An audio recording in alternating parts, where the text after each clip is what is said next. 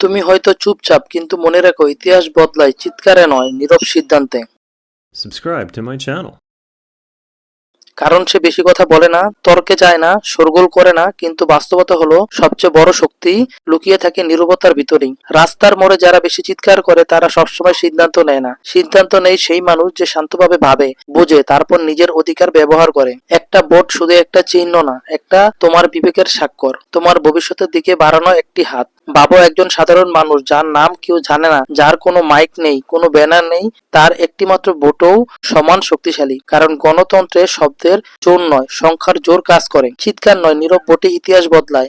এই লাইনটা শুধু কথা না, এটা বাস্তব সত্য। যারা চুপ থাকে তারা সব দেখে, যারা সব দেখে তারা একদিন ঠিকই সঠিক সিদ্ধান্ত নেয়। আর সেই সিদ্ধান্তই বদলে দেয় দিক, বদলায়, বদলে দেয় নৈতিত্ব, বদলে দেয় আগামী দিনের গল্প। তাই নিজেকে ছোট ভেবো না। তুমি যদি নীরব হও, তবু তুমি শক্তিশালী। তোমার সচেতনতা, তোমার বিবেক, তোমার ভোট, এই তিনটি তোমার আসল ক্ষমতা। শব্দ কম হতে পারে, প্রভাব নয়। নীরব থেকেও মানুষ ইতিহাস লিখতে পারে। প্রশ্ন হলো, তুমি কি সেই মানুষ?